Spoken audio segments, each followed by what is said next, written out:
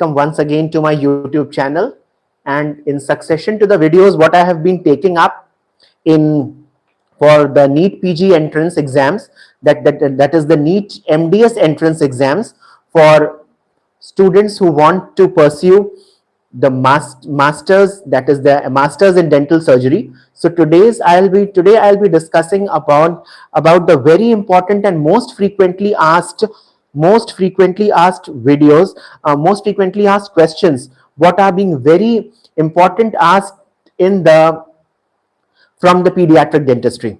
So while looking at, so I'll be starting up with the MCQs, and here I have given in a very short and a concise way the most very important MCQs from the NEET MDS entrance exams, or whether it be your about the Public Service Commission exams, which has been recently been conducted by the UP state government. So beginning with the first most frequently asked question, it is the father of pedodontics in India. The father of pedodontics in India is Dr. B.R. Vacher, and the father of pedodontics in world is Dr. Robert Bunin. So Robert Bunin is known as the father of pedodontics in the world, and father of pedodontics in India is Dr. B.R. Vacher. Now, the pedodontic triangle was given by Wright. This you all might have read. This is a very frequently asked Viva question. The cornerstone of behavior management was given by Addleston, who also gave the tell, show, do technique. So the cornerstone of behavior management, which is the tell, show, do technique, was given by Addleston. Now, when we look at the next important MCQ, it's the alveolar process at the time of birth. It is called as the gum pads, and gum pads get segmented by a groove called the transverse groove. Now, these gum pads get divided into a labiobuccal and lingual segment by the dental groove. So if I draw this as a gum pad, in the lower jaw, if I draw the gum pad, so this gum pad will be divided into two segments by a groove, and this groove is called as the dental groove. So this is the dental groove, which is divided into two segments, that is the labiobuccal segment, as I've said, and the lingual segment. So this is the dental groove, as I have shown. Is it clear? So if this is the lower mandibular arch, what I have drawn, and this mandibular arch at the time of birth, since it is having no teeth, so in the gum pad stage, it is divided into two segments by a groove, and this groove is called as the dental groove, which is dividing it into two segments. The one what is facing towards the outward, it is the labiobuccal.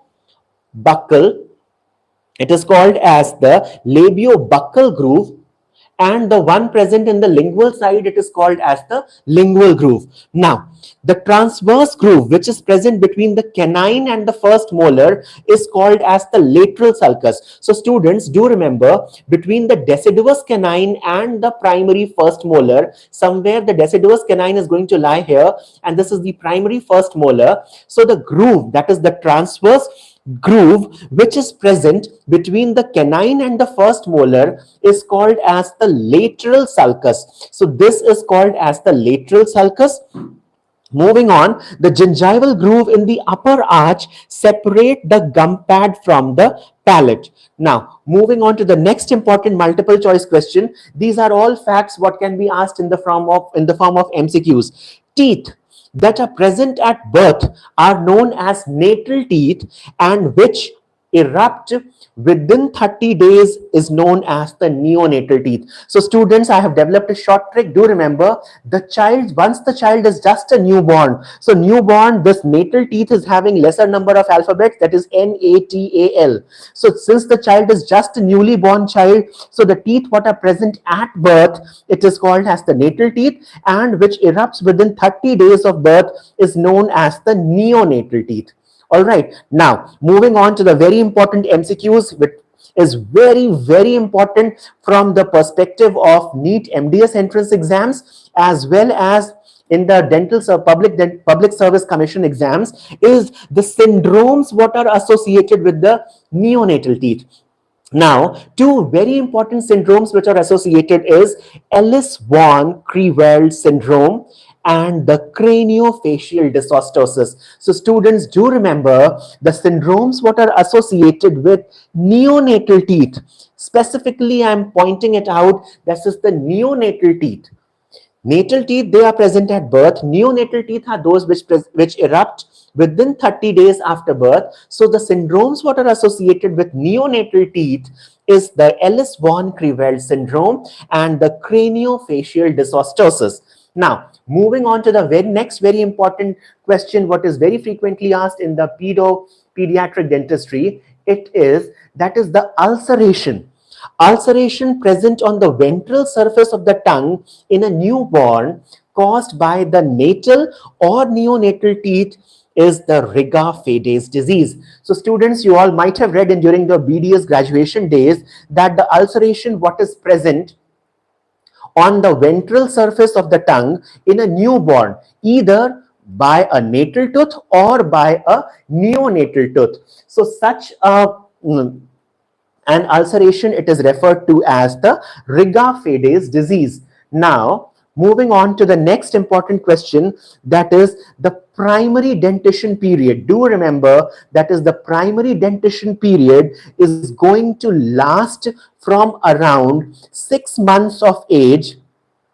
It is going to last somewhat around from 6 months of age to 6 years. Do remember the primary dentition lifespan is from 6 months to 6 years. Now, the next very important MCQ what I'll be pointing out here is that the spaces present between all the primary teeth are called as physiological spaces. Students, you might have seen that whenever a when you were posted in the pediatric dentistry department, you must have seen that children who are reporting to the OPD, they are having, with the deciduous teeth are going to have spaces in between all the teeth. They have some generalized spacing in between them. So such spacings are called as physiological spaces. Now moving on to the next important MCQ, it is the primate spaces, which are also called as the simian spaces and the anthropoid spaces, are the spaces present in between the primary dentition. That is, these spaces are present mesial to the maxillary canine and distal to the mandibular canine. So do remember the primate spaces or the primate spaces or the simian spaces or the anthropoid spaces are those spaces what are present mesial to the maxillary canine and distal to the mandibular canine. Now moving on to the next 16th, the most important MCQs I'll be discussing. It's a rapid fire question series. The most commonly occurring molar relation of deciduous teeth is the flush terminal plane. So students, you must have read during your graduation BDS days that the distal surfaces, this is the deciduous second molar. If I draw it like here, if I draw the deciduous second molar and the deciduous upper second molar and the deciduous lower second molar, they are in the same straight plane. So such a plane is called as the flush terminal plane. So do remember students, the most commonly occurring molar relation of deciduous teeth, it is the flush terminal plane.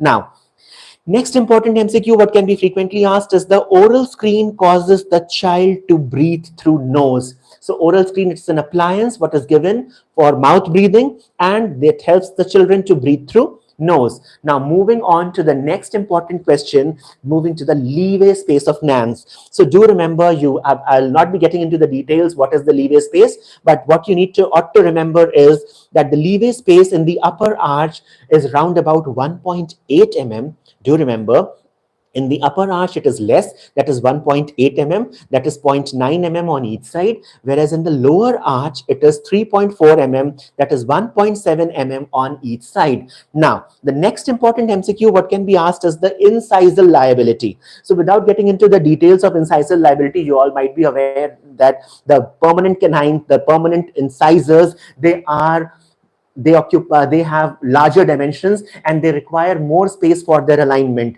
as compared to the deciduous counterparts. So incisal liability is the difference between the space required by the permanent canines to the space required by the permanent incisors to the deciduous incisors. So when we look at the incisal liability, it is 5 mm in the lower arch and 7 mm in the upper arch.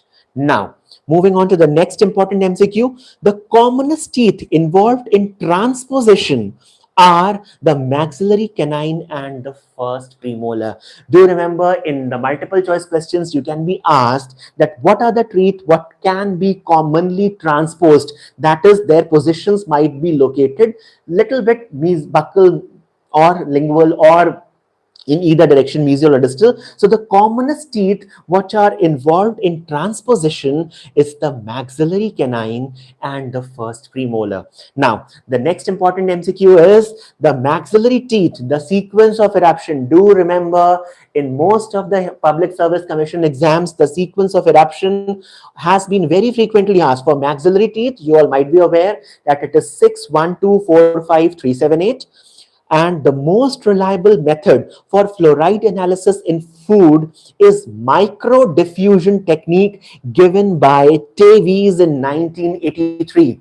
Do remember, students. Now, moving on to the next important MCQ, it is the most common cause of anterior crossbite in mixed dentition is, the answer should be prolonged retention of deciduous teeth. So do remember that if it is a case of an anterior crossbite, the most common cause for an anterior crossbite is the prolonged retention of the deciduous teeth. Now, the next important MCQ is the scoring range of diagonodent. So students, do remember it's very important that what is the scoring range.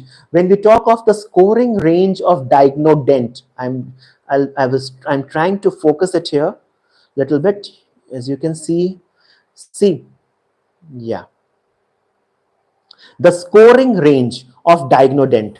So students, do remember, I'll be more precisely focusing it here. Scoring range of diagonodent. I'm trying to zoom it out for you a little bit. Yeah, scoring range of diagonodent, do remember, students, is from 0 to 99. Now, moving on to the next important MCQ is, with the flush terminal plane, the first permanent molars will erupt into end-to-end relationships. Do remember the future outcome of the flush terminal plane, there will be that the first permanent molars will erupt in the end-to-end relationships. All right. Now, next important MCQ is, I'll not make this video a bit longer, but I'll try to end it with 30 MCQs. Now, supervision of a child's development of occlusion is most critical at the ages of 7 to 10 years. Next, moving on, water is not used as a storage media. Do remember, nowadays it has been in the Public Service Commission exams of 2018. One question was definitely from the storage media for Eval's tooth, whereas in this year also in 2023, I guess there was some question related to storage media for Eval's tooth.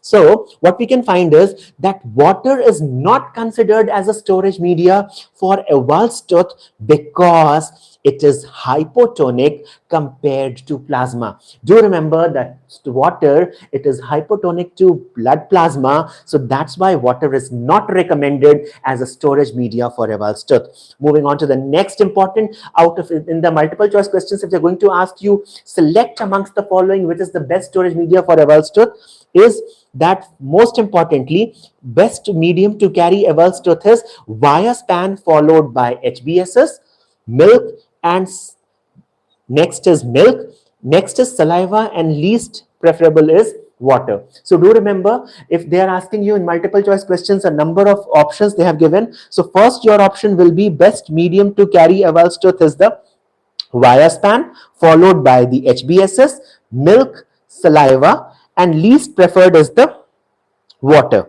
So the shelf life of HBSS is, do remember, it is 24 months. It's an expiry date of 2 years is there, and composition of Vitapex is calcium hydroxide, that is 30.5%, and iodoform is 40.4%. So students, for this video, I'll not take this video so long, and I've tried to cover at least 31 MCQs in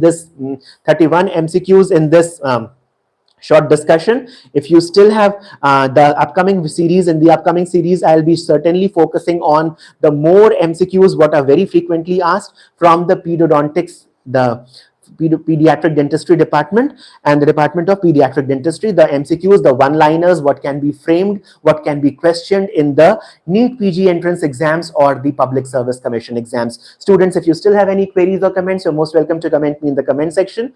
And students who are new to my channel, they haven't subscribed, go do subscribe my channel, and don't forget to press the bell icon so that you can be further updated for my upcoming videos. Thank you for watching.